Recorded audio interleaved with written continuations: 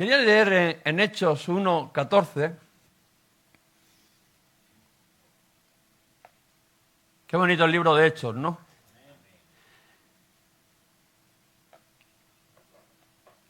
Dice la palabra del Señor: todos estos perseveraban unánimes en oración y ruego con las mujeres y con María, la madre de Jesús, y con sus hermanos. No hay mayor esperanza que pueda haber en nuestras vidas que creer las promesas de Dios. Se les había dado una promesa. El mismo Jesús dijo: os conviene que yo me vaya, para que venga el Consolador, el Espíritu Santo, sobre vuestras vidas. Fijaros la promesa que le estaba dando a aquellas personas, a aquellos discípulos, a aquellos que le escuchaban, a aquellos que le seguían. Si creen que ha habido bendición cuando yo he estado al lado de vosotros, cuando he caminado con vosotros, no sabéis lo que está por venir, porque cuán más bendición será cuando el Espíritu Santo esté en vosotros. No con vosotros al lado, no caminando junto al Señor, sino el mismo Espíritu Santo morando, como dice Pablo, no sino templo, tu vida, la iglesia del Espíritu Santo. La llenura del Espíritu Santo en nuestras vidas. Vemos como Pedro, la noche que fue arrestado, Jesús estaba ahí. Dice de que aquella noche que fue arrestado, que fue llevado al sumo sacerdote Caifás, él se encontraba a unos solos metros. Fijaros lo que estoy hablando, que estaba al lado del Maestro, estaba al lado de Jesús a unos pocos metros, pero la realidad es que le negó 3 veces. Estaba al lado, o sea, de la misma presencia de Dios, y le negó 3 veces. Por eso digo que no es suficiente con estar al lado. Hermano, hermana, no es suficiente que tú camines al lado de Dios, que vengas aquí a la iglesia y te pongas allí donde Dios está. Porque la realidad de Pedro es que le negó 3 veces. Porque a veces pensamos que por acercarnos a Dios, como que ya las cosas cambian y que ya eres un superhombre o un supercristiano y que no te hace falta de nadie más, porque tú ya vienes a la iglesia, porque tú ya de cierta manera buscas a Dios, acercarte a Dios. Pero la realidad es de que le negó 3 veces. Y vemos que Pedro tenía una fe con una claridad, vamos, como a ningún otro. Cuando Jesús le preguntó, pero bueno, esto ya veíamos los que creían, uno que es Moisés, Elías, que algunos de los profetas, pero ¿y tú? No, tú eres el Cristo, el Hijo del Dios viviente. Una claridad de la fe que nos deja asombrados, podríamos decir. No le faltaba la fe en Jesús. Lo que le faltaba era el poder para poder ser un testigo. Fíjate lo que te estoy diciendo, que no le faltaba la fe. Porque a veces pensamos, es que las palabras que más oigo, no, yo creo en Dios. Hasta alguno me dice, yo oro en mi casa a Dios. Bueno,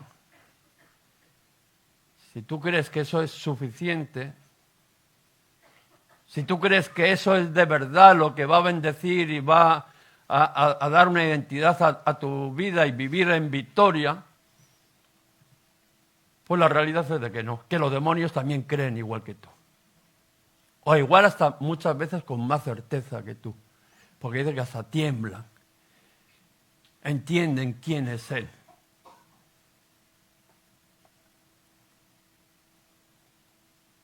Pero a Pedro le faltaba el poder, no la fe. Cuando Jesús resucitó, vemos que aquellos discípulos habían crecido, habían llegado a su máxima expresión de fe. El Cristo resucitado se les había presentado varias veces. Si a nosotros un muerto se resucita y se nos presenta, ¿afirmaría nuestra fe? Vamos, sería una inyección de fe que, igual que aquellos discípulos, se les había presentado varias veces. El mismo Tomás, en una de esas veces que se presentó, ¿no? Dice, no, como yo no metiera el dedo allí en los clavos, no, mete. Y allí Tomás, metiendo allí los dedos, ¿no? Y metiendo la mano en el costado, ¿no? Porque a veces, por desgracia, tú y yo hemos sido ese Tomás, que hasta que no hemos visto, no hemos creído. Sí, nos hemos aprendido a hablar de la fe, nos hemos aprendido el lenguaje cristiano, pero estoy hablando de creer de verdad, hasta que no hemos metido, muchas veces hemos metido el dedo y varias veces porque no nos creíamos. Y, seguro, sí, seguro, no, es que sí, pero no conforme, ahora la mano en el costado. Y ya cuando la realidad, lo natural, ya no había manera más que demostrar que Dios había obrado, hemos dicho, pues es verdad, el Señor cómo me ha ayudado, el Señor me ha dado un trabajo, el Señor ha sanado mi enfermedad, el Señor ha puesto su mano en el conflicto que había en mi familia. Cada uno de nosotros podríamos dar testimonios y eso ha hecho que nuestra fe llegue a una exposición mucho mayor.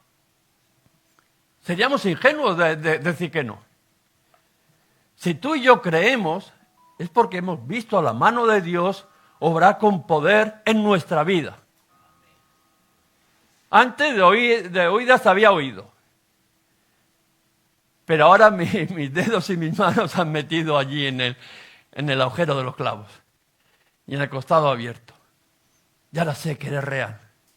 Eso es lo que les pasaba a aquellos discípulos, ¿no? Ya no había duda de que Jesús era el Cristo y que era el Salvador. Que es la misma certeza que tienes tú y yo. Es la misma seguridad que tienes tú y yo. Que Jesús es el Cristo, que Jesús es nuestro Salvador. Por eso mismo, porque ya hemos metido la mano allí. Que se levantó de entre los muertos y que obtuvo la victoria sobre cualquier situación que se levantara hasta la muerte. Sabemos que hasta la muerte, hasta lo que para nosotros en nuestra mente es el final, para Jesús es un principio.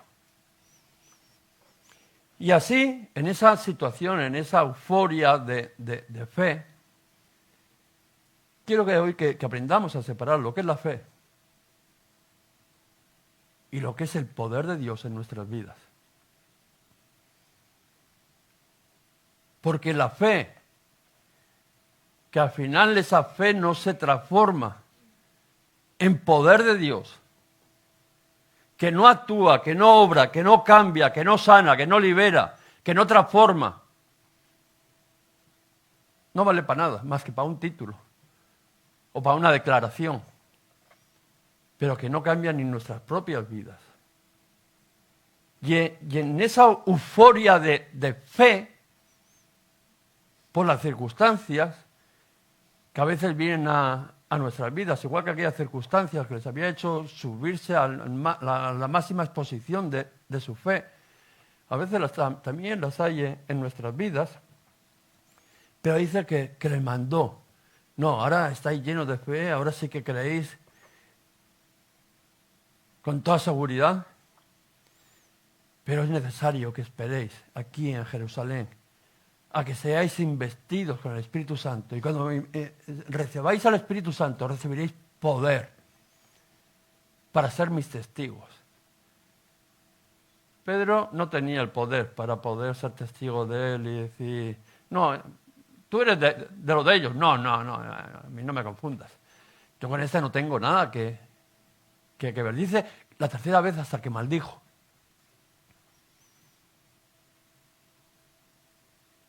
Porque no tenía el poder como para poder decir allí, sí, yo soy uno de ellos. Yo sí creo. Y mi fe está por encima de lo que pueda venir humanamente, porque sé que mi Padre es el que guarda mi vida. Por eso el Señor le dijo, esperar a recibir ese poder, que es el que va a cambiar vuestras vidas, el que va a cambiar la nación, el que va a cambiar el mundo. Estamos hablando de que algo tremendo está por venir a España.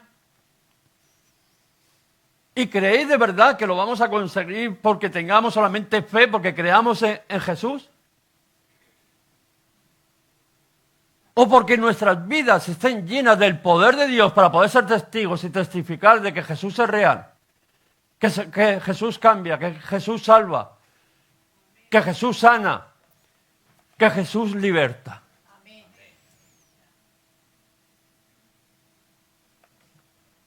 Y les mandó esperar.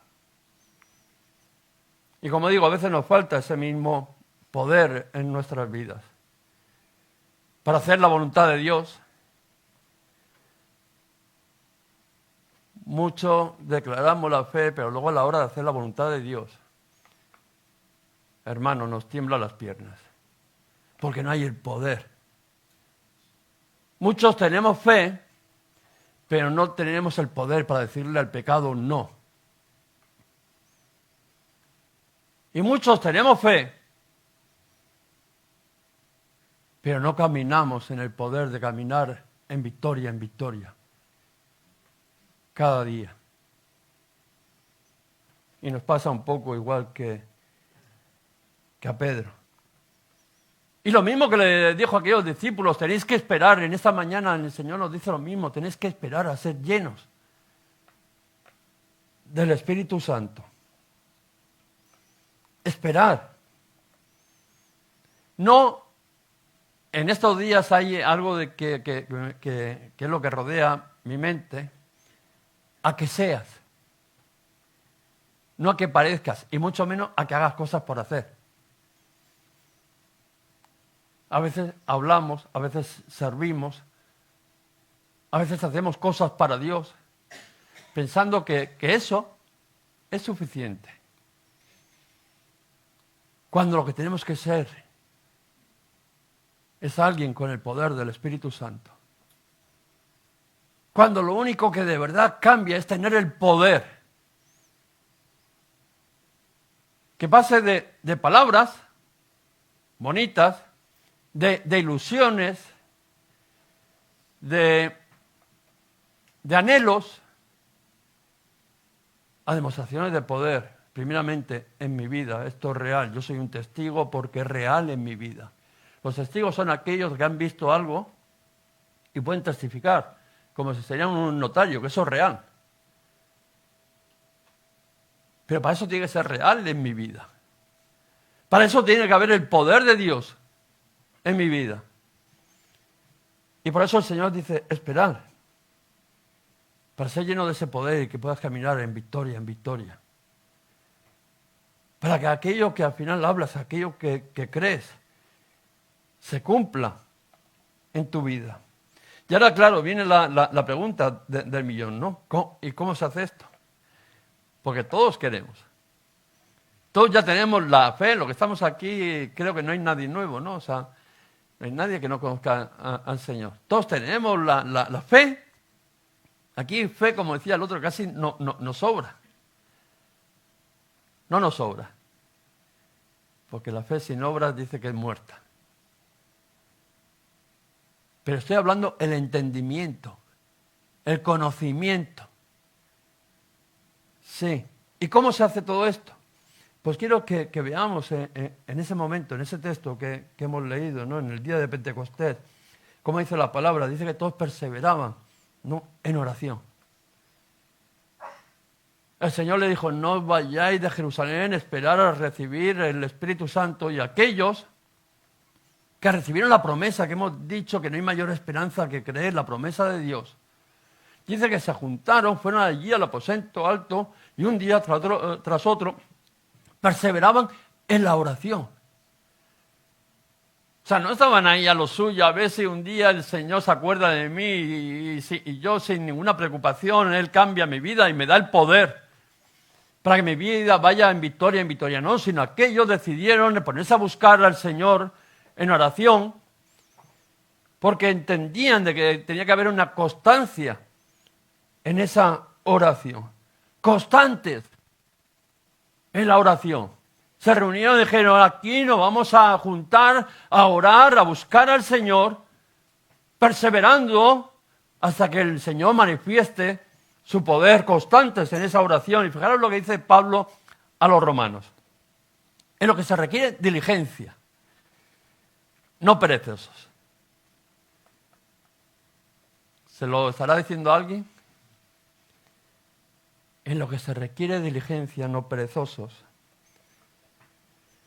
Fervientes en espíritu, sirviendo al Señor, gozosos en la esperanza, sufridos en la tribulación y constantes en la oración. Habla de diligencia, de no perezosos, no pasivos. Estamos hablando de una espera activa. Esperar no es no hacer nada. Esperar es que tú hagas lo que tienes que hacer hasta que se cumpla la promesa. Nosotros esperamos la venida del Señor. Yo espero cada día de que Dios me use. Yo espero de que cada día mi familia vayamos a buscar al Señor. Yo espero que ocurran cosas en la congregación. ¿Eso significa que me tengo que sentar en una silla y esperar? ¿No? Eso me lleva a una actitud activa. Mientras que sé de que yo estoy alineado con la voluntad del Señor, espero que el Señor complete su obra. ¿Y qué ocurrirá? Fervientes en espíritu, avivados, no comprendidos del fuego del Espíritu Santo. Esa espera no se hace ahí bostezando y con la mente en otras cosas, no, ferviente en el Espíritu, en la comunión, sirviendo al Señor. Y ahí sí que no caben ambiciones personales. Si queremos de verdad un derramamiento del Espíritu Santo, no caben al final ambiciones personales, porque Juan lo decía claramente, le venían sus discípulos un poco así como preocupados, oye, que este Jesús te va a quitar a ti el puesto. Eso es el resumen de lo que le venía. Decía, oye, que tú has venido antes y ahora parece como que este se te va a llevar tu gloria. Y Juan decía, es necesario que yo mengüe para que Él crezca. Hermanos, en esa espera es que no puede haber, no caben ambiciones personales. Porque lo que queremos es que el Espíritu Santo lo cubra todo y en todos. Que Él se manifieste. Yo ya sé hasta dónde voy a llegar con mis capacidades y nunca lo he conseguido.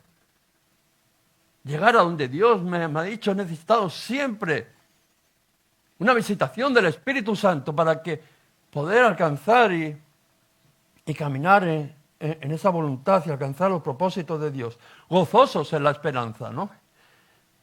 Qué bueno. En este tiempo, si algo hemos bebido, después de hacernos el examen, cómo estábamos como iglesia, que creedme que fue muy, muy duro, el reconocer a dónde estás, el reconocer que Dios te quiere en un punto y tú te encuentras en otro y además muy alejado del plan de Dios.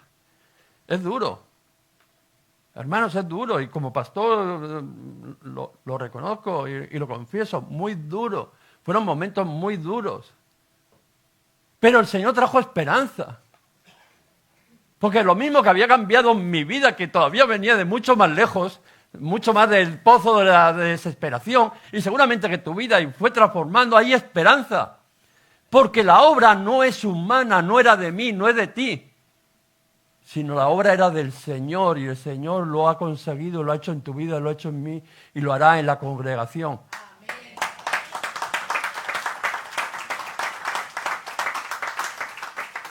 Entonces estamos gozosos de la esperanza de que sí se puede y lo vamos a lograr. Lo vamos a ver. Aleluya. Porque para Dios no hay imposibles. Sufridos en la tribulación. A eso no le gusta a nadie, ¿eh? Sufridos en la tribulación, pero a mí sí que me gusta. Pedro en su primera carta dice, humillaros pues bajo la poderosa mano de Dios. Dice, para cuando sea el tiempo, Él os ensalte, echando toda vuestra ansiedad sobre Él, porque Él tiene cuidado de cada uno de vosotros. Aleluya. ¿Por qué no aprovechamos estos momentos al final de dificultad, de que estamos, como dice, en esa situación de que no sabemos ni para dónde tirar, que nos hace ir a un sufrimiento, porque es una situación que no nos gusta, pero humillarnos y ponernos debajo de las alas del Señor. Sabiendo que cuando sea el tiempo, Él levantará tu cabeza. Tú eres mi roca, mi castillo. Dice, es que levanta mi cabeza, ¿no? A David en aquella cueva, perseguido allí por su hijo Absalón, más tribulación que esa. Pero tú eres escudo alrededor de mí. Mi roca y mi cabeza, ¿no? El que la levanta.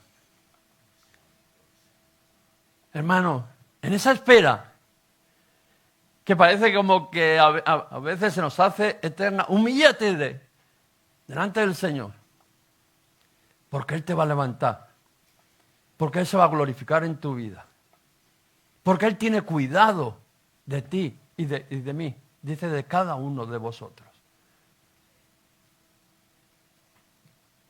Y luego, como habíamos leído, constantes en la oración,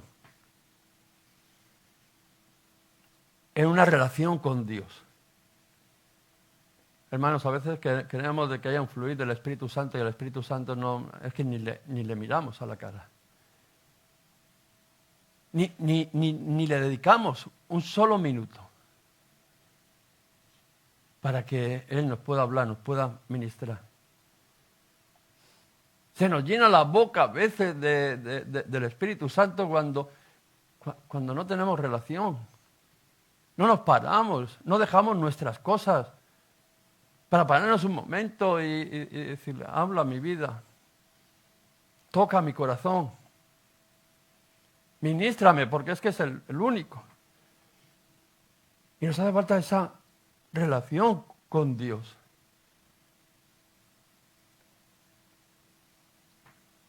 Fíjate cómo habla el Pablo a los Efesios, orando en todo tiempo, con toda oración y súplica en el Espíritu, y velando en ello con toda perseverancia y súplica. Esto se lo está diciendo, este versículo se lo está diciendo detrás de cuando lo está diciendo de vestiros con la armadura de Dios para el día malo que va a venir a vuestras vidas y poder resistir. Pero termina con esto. Algo, dice, orando en todo tiempo, con toda oración y súplica en el Espíritu y velando en ello, con toda perseverancia y súplica. Porque esa armadura, esa fe que al final estamos hablando antes, esas armas, dice, si no va acompañada de una relación con el Espíritu Santo, si no va relacionada con una relación con Dios, si no va relacionada en la oración, que es lo único que me conecta con Dios, por mucha armadura, por mucho, como si te dan la bomba nuclear, te da lo mismo porque tú no vas a ir a ningún sitio. Porque nunca ha dependido de las armas. Nunca ha dependido de los recursos que el Señor ponga en su iglesia. Sino ha dependido siempre de Él. De mi relación con Él. Y eso es lo que les estaba diciendo. No será suficiente para resistir en el día malo que tú tengas las herramientas si no tienes mi presencia, si no tienes una relación conmigo. Porque si no tienes una relación conmigo, no vendrá poder a tu vida. Perseverar es continuar. No se reunieron una sola vez para orar, sino que perseveraron muchos días en oración. Algunos hacen una oración de 5 minutos y ya todavía le sale a deber el Señor porque no la contesta. O pensamos que hago una oración rutinaria y que ya está, que el Señor me la tiene que escuchar y si no es malo. A mí Dios no me escucha. Si lo único que te estás haciendo es quejar. La cultura esa negativa que a veces se instala en la iglesia. Todo mal. A mí el Señor no me escucha, a mí no me ayuda, a mí no... Estás parado. Aunque sea 5 minutos. Y no estoy diciendo egoístamente a pedir. Estás parado delante de Él, abrir tu corazón. Perseveraban, dice la oración, muchos días hasta que descendió el Espíritu Santo sobre ellos. Hubo un querer, buscar. Y esto nos muestra, ¿no?, que la oración es un proceso constante. Algo que debemos de hacer a lo largo de nuestra vida, que esto no es un momento. Si queremos crecer espiritualmente. No hay otro camino. Y sobre todo, si quieres tener el poder prometido por Él. Que no se quede en un conocimiento, sino que al final esa relación con Dios te dé el poder a través del Espíritu Santo. Y este perseverar unánime significa en unidad. Algo con algunos que estoy hablando, algunos hermanos, que tarde o temprano hablaré con todos. Lo que pasa es que no me da el tiempo y no coincidimos, ¿no? Pero es la importancia de la unidad en el Espíritu. Hablar todo lo mismo. Y ese perseverar unánime significa eso, en unidad. Dice que una casa dividida entre sí no permanece en pie. Algunos ya les he contado la cultura de la iglesia, ¿no? Y hay cultura positiva y cultura negativa. Cuando lo que hablamos, luego por detrás, hablamos lo mismo, eso es una cultura positiva, y los demás ven y dicen, eso es verdad, y quieren sumarse a eso. Cuando la dirección va en un camino y luego por detrás, es que eso no es así, o yo es que eso no lo veo. El que lo ve, dice, esto no se pone de acuerdo ni entre ellos. Lo que dice, ¿quién es el que tiene la verdad? ¿Quién es? Y nadie se quiere sumar a eso. Nadie se quiere sumar a una casa dividida. Porque dice que al final cae. Da lo mismo el tiempo que aguante porque cae. La presencia de Dios se manifiesta en la unidad. En la unidad del Espíritu, no de palabras, sino en la unidad del Espíritu que luego nos lleva a hablar lo mismo. Fijaros en esa oración de Jesús al Padre, ¿no? Para que sean uno, así como nosotros somos uno. Yo en ellos y tú en mí. Para que sean perfectos en la unidad. Hermanos, si algo tenemos que buscar es la unidad. La unidad en el Espíritu. Es lo único que va a haber ese derramamiento del Espíritu Santo sobre su iglesia. Porque yo no lo quiero solamente para mí, yo lo quiero para la iglesia. Y no solamente lo quiero para esta iglesia, lo quiero para todas las congregaciones, para todos aquellos que busquen al Señor. Porque donde están 2 o 3, dice la palabra del Señor, en mi nombre, allí estoy yo en medio de ellos. Qué bueno, ¿no? Esa unidad, ¿no? cuando les habla, no solícitos en guardar la unidad, ¿no? Que es el vínculo de la paz.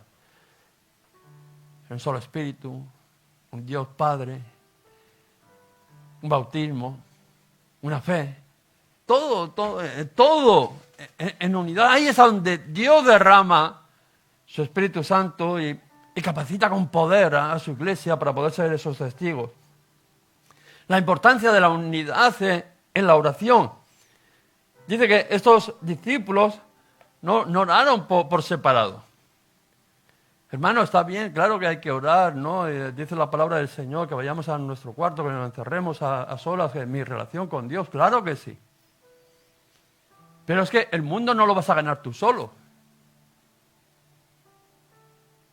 La iglesia, por eso nos separó. Fuimos apartados, separados para esa unidad entre nosotros, que solamente vamos a conseguir alcanzar a los perdidos en la unidad.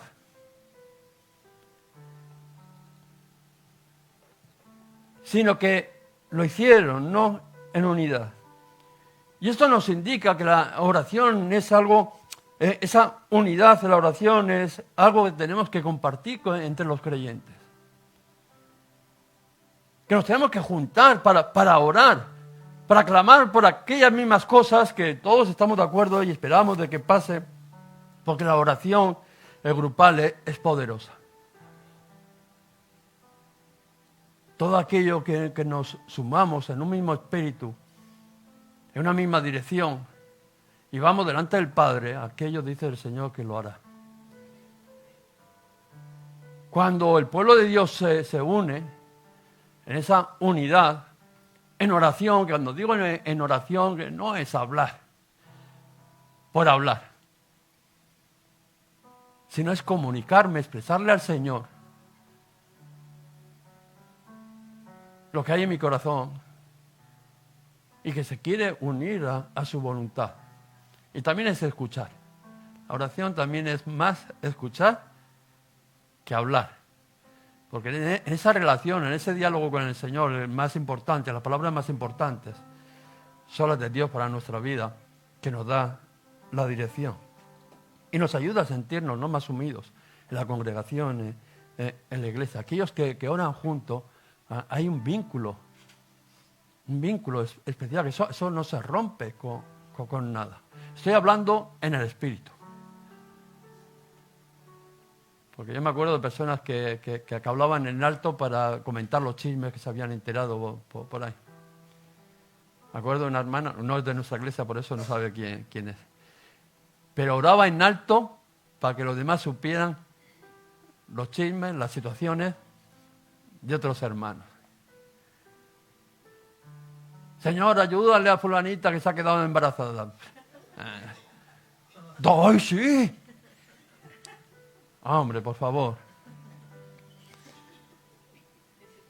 Estamos hablando de esa unidad en el espíritu que al final es como el amor, que dice que no hace nada indebido. No, nos une en la voluntad de Dios. Y la importancia, ¿no?, de la oración para los discípulos. Entendían que era imprescindible para recibir al Espíritu Santo. Y sin oración y ruego, dice que no podrían haber recibido al Espíritu Santo. Que el Señor nos ayude, porque nos muestra que la oración es esencial para nuestra vida espiritual. Sin ella no hay vida espiritual. Sin relación, comunicación con Dios, no hay vida espiritual. No puedes tener poder sin la ayuda de Dios. Si tú no tienes una relación con Dios, tú no puedes tener poder. Y la oración es la manera como conectamos con Él. Hermanos, yo no sé tú. Yo lo que sí sé es lo que yo quiero. Pero lo quiero, como te he dicho antes, para mi vida, pero no lo quiero solamente para mi vida, porque yo no me conformo con que el Señor a mí me llene con su Espíritu Santo y me dé poder.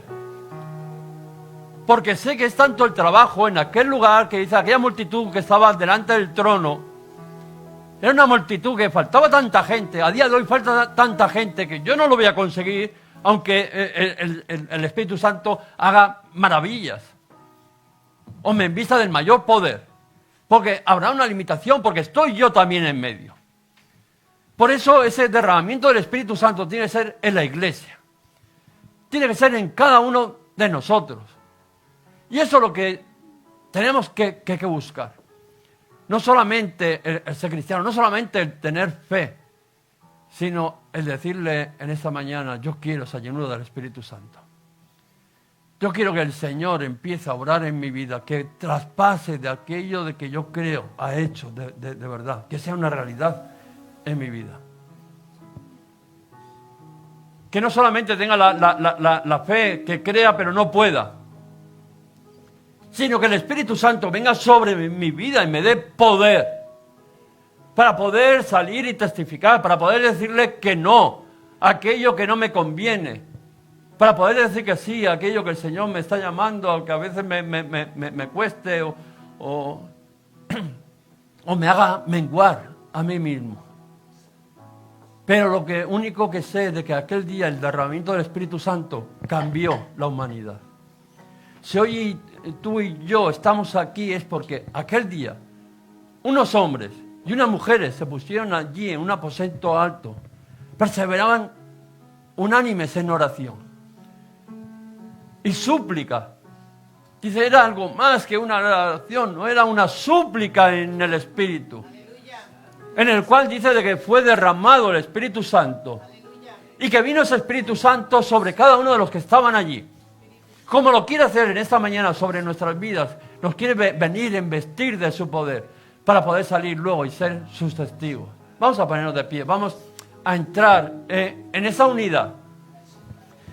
Hermanos, quiero que entendamos, solamente va a ocurrir si hay esa unidad en el Espíritu. Vamos a quitar todo pensamiento, vamos a quitar cualquier cosa que nos pueda separar. Vamos a buscar la presencia del Señor en oración. Y en esa libertad de que hay delante de su presencia, en la adoración, vamos a cantarle, vamos a dejar que el Espíritu Santo nos ministre. Vamos a quitar todo aquello de que impida, que divida un mismo sentir y que sea el Espíritu de Dios el que se mueva con libertad y nos fortalezca. Vamos a adorarle. Vamos a adorarle. Háganos llegar tus peticiones de oración al teléfono que hay a continuación. Toda la iglesia nos comprometemos a orar para que el Espíritu Santo te ministre en esas necesidades que estás viviendo. También nos puedes seguir ahí por las redes sociales, Iglesias Restaurados para Restaurar. Los domingos a las 11 de la mañana estaremos con nuestro culto. Que Dios te bendiga.